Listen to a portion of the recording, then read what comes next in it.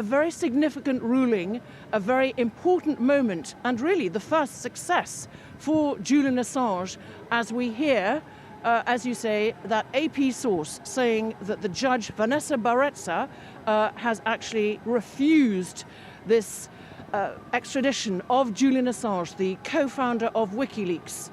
And I'm hearing, is that correct, noises from the crowd of supporters behind you. Clearly, they themselves are hearing the news as well. I mean, this is, a man who, despite extraordinary challenges, still has a high degree of support from quite a number of people, doesn't he, Benedict? Yes, I mean, there has been, for example, an RSF, Reporters Without Borders, petition that has been handed into Downing Street. That has had tens of thousands of signatures. As I said, the National Union of Journalists very much saying that this case is absolutely crucial for investigative journalism in the future.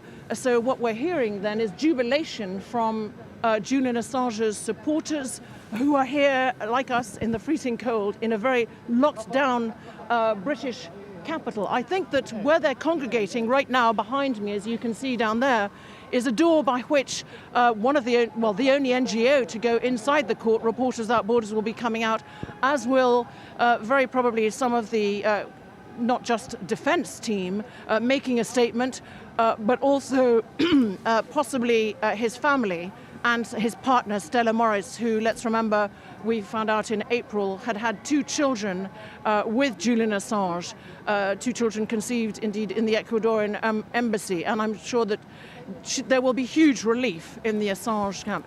I think, really, hearing the defense arguments, they were much stronger than in his initial hearing. So very interesting, significant decision made by Judge Vanessa Baraitser to refuse this extradition of Julian Assange to the United States. And as you were speaking there, I've just got more information from Associated Press, and the judge saying it would be oppressive to extradite Julian Assange to the US because of his mental health. So what happens next, Benedict?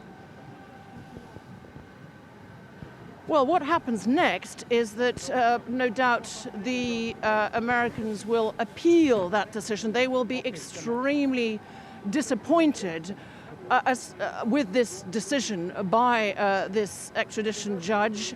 And I think that even Julian Assange's supporters were very worried that this would go ahead. Of course, Julian Assange, who would then face trial, could have incurred a penalty of 175 years if he had gone and indeed been convicted over there. But as far as Julian Assange's health is concerned, amongst the many arguments that were given by the defence are the risk of catching COVID-19 in Belmarsh prison, as we know that the virus is indeed prevalent in Belmarsh prison, where he's been held for 20 months. We know he already has pulmonary problems, and we also know that he has suffered throughout his life and increasingly over the 20 months and previously in the Ecuadorian embassy of that incarceration, so mentally that he's been very, very depressed.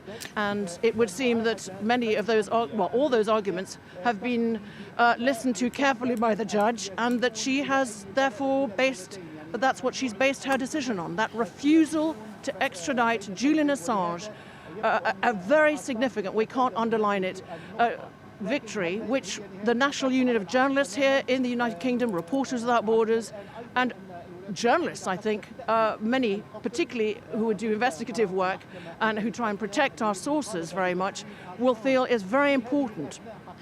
Benedict Pavio, thank you for that. And just repeating for those viewers who might just be joining us that a British judge has rejected Washington's request to extradite WikiLeaks founder Julian Assange to face espionage charges, with the judge saying it would be too oppressive because of his state of his mental health.